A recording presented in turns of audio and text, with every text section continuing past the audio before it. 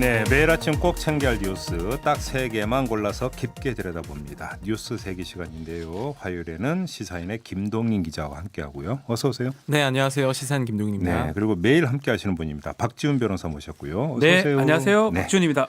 자, 유튜브로 함께할 수 있습니다. 유튜브에 들어가셔서 김종배의 시선집중 검색하시면 우리 귀요미 박지훈 변호사 보실 수 있고요. 한겨울에도 팔 걷어붙이고 일하고 있는 김동인 기자의 열흘 모습도 남아입니다. 네, 김동인 기자. 열이 많은 것 같아요. 예. 방금 전에 귀요미라고 하실 때 설마 저를 말하시는 건가 하고 너무 깜짝 놀라서 저도 가슴 나름의 털어내는- 이성은 있습니다. 네. 저 46살입니다. 예. 아닙니다. 죄송합니다. 나이가 왜 나와요 여기서? 제가 좀 더 많다는 얘기를 좀 하려고. 말을 잘못 꺼내는 모든 게 제 탓입니다. 죄송합니다. 자, 첫 뉴스 가죠. 네. 일단 총선 종합 뉴스부터 좀 전해드릴까 합니다. 네. 어제 보수 정당이 모인 거대 정당 미래통합당이 출범했습니다. 다만 여전히 도로 새누리당 아니냐 이런 색채를 벗어내지 못했는데요. 특히 이전 새보수당의 실질적인 얼굴이었던 유승민 의원이 불참해서 논란이 되기도 했고요. 네. 여당에서는 지금 서울 강서갑 지역구가 도마에 올랐습니다. 네. 이 금태섭 의원이 지금 현역으로 있는 지역구인데 여기에 조국백서 추진위원회 위원으로 활동하다가 이달 초에 민주당에 입당한 김남국 변호사가 추가 공모를 통해서 예비 후보로 등록을 했어요. 네. 이 당내에 쓴소리를 해왔던 금 의원을 좀 겨냥한 게 아니냐 이런 말이 지금 나오고 있는 상황입니다. 그러니까 좀 전에 이제 그 색채를 이야기하길래 네, 핑크 이제 처음엔 밀레니얼 핑크였다가 네, 해피 핑크? 핑크입니다. 예. 뭔가 봤더니 그 색이더라고요. 철쭉 아세요? 철쭉. 철쭉 색깔 같아요. 네, 철쭉 색깔하고 가장 근사한 게 아주 불구스름한 철쭉. 그렇죠. 네. 네, 그 색깔이더라고요. 그리고 지금 김동인 기자가 이제 그 딱 강조점을 두는 거 보니까 금태섭 의원과 김남국 변호사의 경선. 네. 이걸 한번 좀 이제 말씀하고 싶은 부분인 것 같은데. 정확히 이제 경선 아직 결정되진 않은 상황이고요. 네.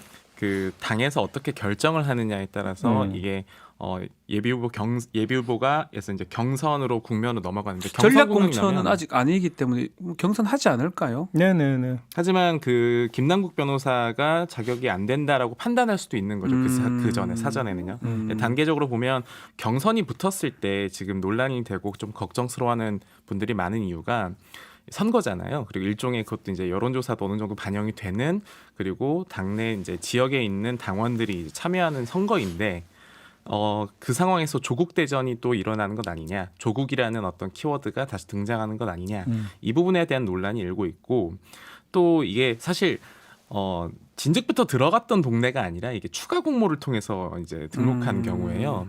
어제 김남국 변호사 이제 입장문을 발표하겠다라고 예정은 지금 하고 있는데 지역에서 나와달라고 하는 분들이 많았다라는 입장은 지금 언론 인터뷰를 통해서도 좀 나오고는 있어요. 네. 다만 이 금태섭 의원을 둘러싸고 굉장히 좀 익숙한 풍경들이 좀 나온다는 거죠. 4년 전에 대구의 한 의원이 비슷한 경우들을 좀 겪은 적이 있었고 또 경북에 있는 경남에 있는 지역구의 몇몇 의원들도 비슷한 경우들을 겪은 적이 있었기 때문에요. 그러니까 자, 이 문제를 보기 위해서는 좀 하나하나 이제 쳐나가야 될 것 같은데 일단 첫째는 그러니까 경선을 좀 기정사실로 봐도 될 것 같아요. 김남국 변호사는 이제 그 인재 영입 케이스이기 때문에 완전 인재 영입은 아니지만 네. 맞습니다. 일반적인. 네. 뭐 특별한 어떤 뭐냐면 뭐 하자가 발견되지 않는 이상은 그렇죠. 적격성 문제에 있어서 이제 크게 논란이 될 이유가 없다면 경선을 한다고 이제 그 기정사실로 놓고 좀 봐야 될 것 같은데. 일단은 지금 그 현역 의원이 단수로 공천 신청한 지역에 대해서는 추가 공모를 통해서라도 웬만하면 경선을 하겠다라고 하는 네. 게 당의 공식 입장이었기 때문에 네. 일단 요거를 먼저 확인을 해야 될 것 같고 네. 두 번 그렇게 본다면 이 경선이 김남국 변호사의 자의와 자원에 의해서 성사되는 매치이냐 아니면 당 지도부의 거중 조정이 있었는 것이냐 이거에 따라서 이 경선의 성격이 또 달라지는 거 아니겠어요? 일단 요거부터 좀 확인을 해야 될 것 제가 뭐 같은데. 물어는 좀 봤어요. 그렇습니까? 변호사 친분이 있다 보니까 네. 뭐 저한테 뭐 진실을 모든 걸 얘기하지는 그는 담보할 수는 없지만요. 어쨌든 당이 뭐 개입된 거는 좀 적은 것 같아요. 본인의 의지라는 겁니까? 여러 당 지역구를 본인이 생각을 많이 했던 것 같더라고요. 여기 말고도 다른 곳을 뭐 얘기하기 좀 그렇지만. 예. 근데 이래저래 뭐 하다가 뭐 본인이 뭐 독단적으로 혼자서 생각보다는 근데 기본적으로는 본인의 의사가 가장 중요했던 게 아닌가. 이렇게 본인이 그러면 보입니다. 이곳을 그 선택할 가장 결정적인 이유를 뭐라고 되던가요?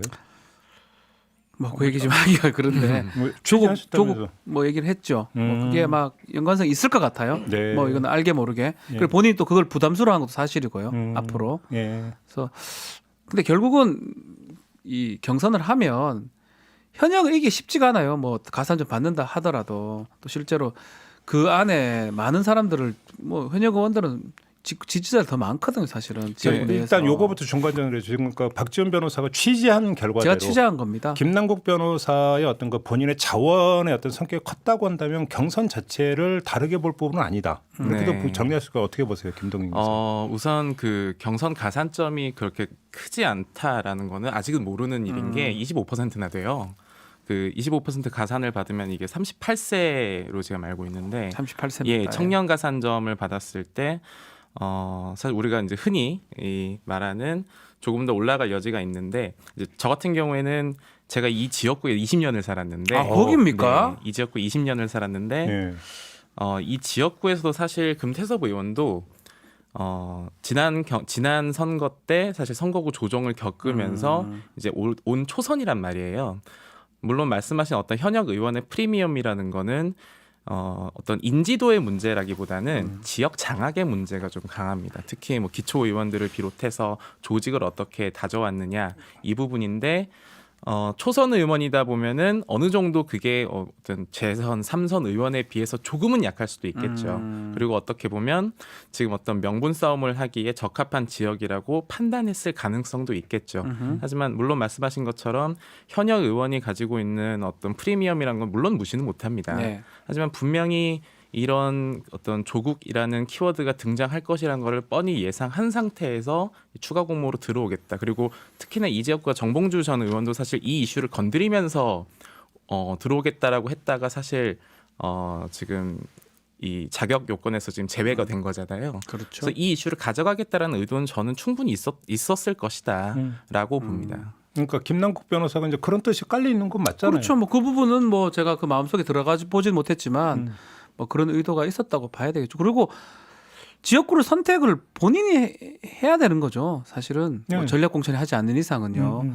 그런 측면에서 봤을 때는 본인이 어디 가서 가장 값어치를 낼 수 있을까라고 뭐 생각을 했을 거라는 생각이 듭니다. 그러니까 이제 보통 이제 그 정치 신인 그 영입된 인재 같은 경우는 이제 당에서 이제 조정을 해서 배치해 주는 네. 경우도 있고 또 본인이 희망도 어떤 거 일정하게 반영이 되는 부분이 있는데 그렇죠. 박준 변호사의 취재가 맞다면 맞을 겁니다. 팩트 체크를 한번 해봐야 되나? 아니 근데 취재가 맞다면 완전 인재 영입이 아니에요. 인재 영입 뭐 20%까지 있었잖아요. 그 대상이 아니었고 중간에 그냥 김용민 변호사랑 이렇게 몇몇이 원래 좀 정치권하고 뭐 유사했던 김용민 변호사는 지금 이제 지역구가 결정이 됐고 남양주 네, 가기로 했었죠. 결정이 됐고 이제 전략 공천 형태인데 전략 공천 거기는 이제 여기 같은 이 박준 죄송해요. 김남국 변호사? 김남국 변호사 같은 경우에는 저 얘기를 합니까? 예.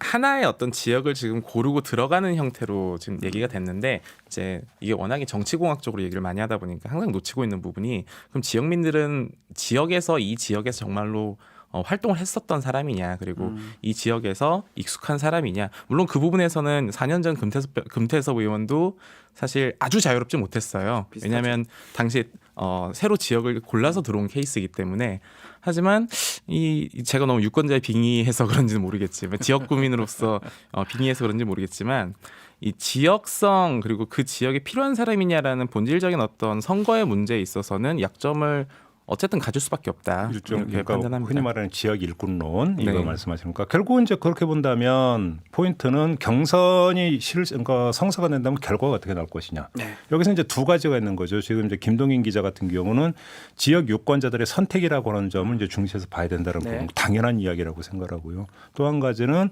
이제 그중 권리당원들의 그렇죠. 또 움직임이 또 어떻게 이제 이어질 것이냐. 그것이 일정하게 경선 결과에 어느 정도로 영향을 미칠 것인가.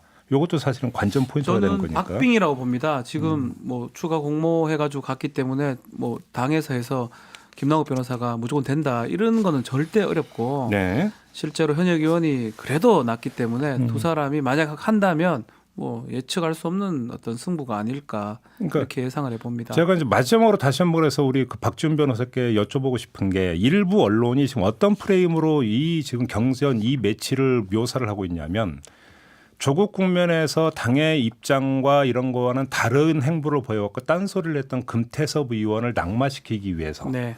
경선을 빌미로 해서 결국은 사실상 어떤 그 낙마 작업에 들어간 거 아니냐라는 식으로 묘사를 하고 있어서 지금 계속해서 그거는- 질문을 드린 그건 거거든요. 진짜 프레임으로 좀 봐야 될 것 같아요.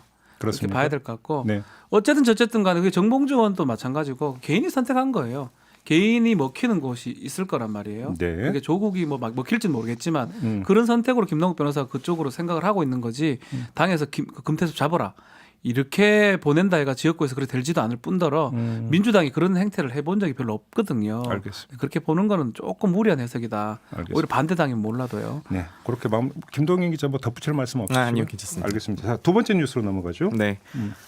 윤석열 검찰총장의 아내 김건희 씨가 연루된 이 도이치모터스 주가 조작 의혹 사건이 있는데요. 네. 이 의혹 사건에 대해서 경찰이 지난 2013년 내사를 벌인 사실이 알려졌습니다. 네. 뉴스타파 보도 내용인데요. 경찰의 수사 첩보 보고서 이 문건을 입수했다고 해요. 이 보고서에 따르면 권오수 도이치모터스 회장이 이제 2010년에서 2011년 사이에 주가 조작 이 의혹 사건이 지금 연루가 됐는데 네. 여기서 일종의 주가 조작의 선수로 이건 물론 이제 경찰 내사 내용입니다. 네, 네, 네. 주가 조작 선수로 활동하던 이아무개 씨랑 이제 공모를 했고 이걸 이제 주가를 인위적으로 올리려고 했는데 네. 그 과정에서 사실 주가를 올리기 위해서는 돈이 필요하잖아요. 그 이런 돈을 지원해 주는 사람들 보통 이제 쩐주라고 하는데 그렇죠. 예, 이 쩐주 중 한 명으로 윤 총장의 부인인 김 대표가 참여했다 이런 네. 내용이 경찰 보고서에 적혀 있다라는 겁니다. 그래서 어제 하루 종일 실시간 아하, 검색어 예. 이제 계속 올라있던 내용인데, 자, 네. 우리 여기서 일단 하나하나 가지를 쳐나가죠. 첫째, 그러니까 일단 경찰의 내사 보고서 내용을 전제로 하더라도, 네. 그러니까 이른바 주가 조작 의혹 사건이 벌어진 시점에서는 김건희 씨와 윤석열 총장이 결혼했던 사이가 아니기 때문에. 2010에서 10년, 11년 사이입니다. 그러니까요. 그때는요. 이거 윤석열 총장과는 일단은 어떤 상관은 없다. 전혀 네. 상관이 없습니다. 상관은 없다. 예, 다만 일단, 이제 내사할 시점도 중요합니다. 네네. 여기서 이제 중요한 부분은 이거인 것 같아요. 하나만 좀 초점을 이쪽으로 맞춰갖고 봤으면 좋겠는데, 자, 이 내사 보고서가 만약에 상당한 신빙성을 가지고 있는 내용이라면 당시에는 덮여졌는데 네, 지금이라도 수사가 필요한 것이냐? 그렇죠. 초점은 이것 하나인 것 같아요. 왜냐하면 공소시효가 우리 1년 살아있어요 남았습니다. 아직까지. 얼마나 남았어요? 1년 1년 남았어요. 1년 남았으니까. 네. 그다음에 제가 이 말씀을 왜 드리냐면 뉴스타파 보도를 보면 그래서 이 내사를 벌이다가 이제 금감원에 그렇죠.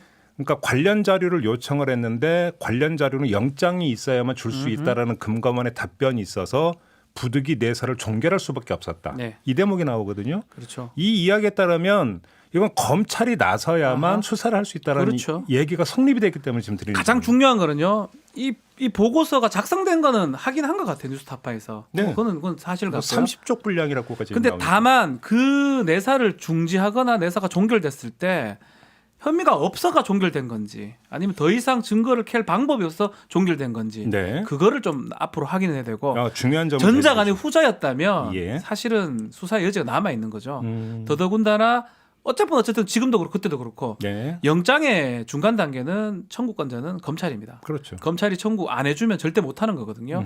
그런 게 개입이 된 여지가 있었다면 네. 지금이라도 아주 의미 있는 보도고 또 수사가 가능한 내용이다 이렇게 생각이 듭니다. 의혹이 조금이라도 있다면 검찰이 나서서 수사에 들어가야 된다 이런 그렇죠. 말씀이시고. 예. 예. 근데 오늘 지금 그 조간 보도를 보면 대검 관계자의 멘트가 나왔는데 사실이 아닌 것으로 밝혀지지 않았느냐라는 멘트가 나오더라고요. 근데 사실이 아닌 것으로 언제 밝혀졌나요? 그거는 좀 이해가 안 돼요. 내사가 했던 것도 지금 얘기가 나온 거고 네. 내사를 하다가 말았다라는 거지. 내사는 이런 거예요. 내사는 종결하는 게 여러 가지 방법이 있어요. 네. 무혐의로 종결할 수도 있고요. 그 안에서 예. 보고서가 있을 겁니다. 예. 그게 아니고 아이고 암만 해도 이거 찾을 방법이 없습니다. 심증은 있는데 그럴 것 수도 있기 때문에 어떤 식으로 사실이 아닌 게 밝혀졌는 거는 아직 확인되지 않는 사실입니다. 알겠습니다.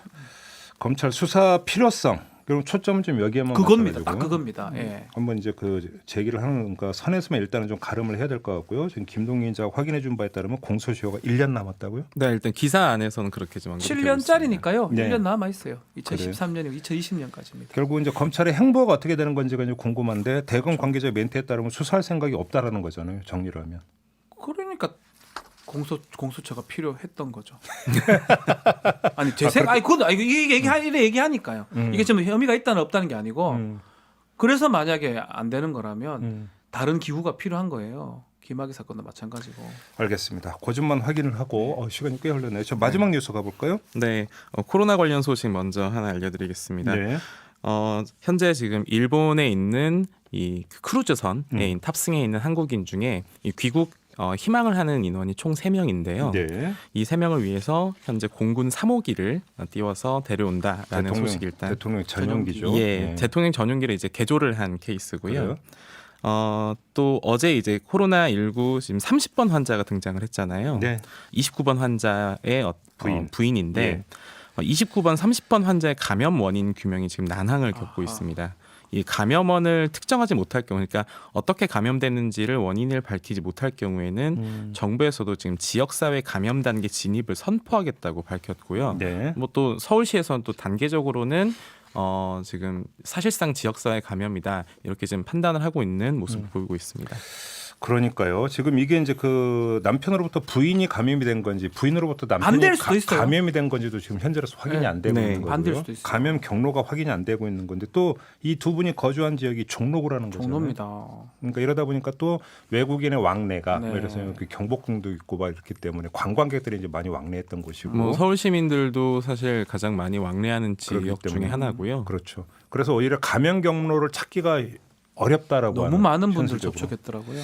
그래서 과연 그러니까 당국에서 감염 경로를 최종적으로 확인할 수 있을지부터가 좀 한번 좀 쉽지가 체크가 돼야 않습니다. 되는 이런 문제인 것 같은데요. 그 이동 경로만 좀 보자면은 이제 병원들을 주로 다니신 것으로 나오곤 있는데 네. 아무래도 이 부분도 좀 계속 파악이 좀 필요한 부분입니다. 그러게요. 그러니까 아무튼 이제 좀 한풀 꺾였다고 생각을 했는데 좀 그러니까 돌발적으로 그렇죠. 이 분들이 좀 나왔기 때문에 아마 좀 그 당국이 좀 더 긴장을 하고 있는 것 같고 좀 더 힘을 좀 내주시라 이런 말씀밖에 좀 현재로서는 드릴 수가 맞습니다. 없을 것 네. 같습니다. 자, 뉴스 3개 이렇게 마무리하겠습니다. 김동인 기자, 박지훈 변호사 두 분과 함께했습니다. 고맙습니다. 감사합니다. 네, 고맙습니다.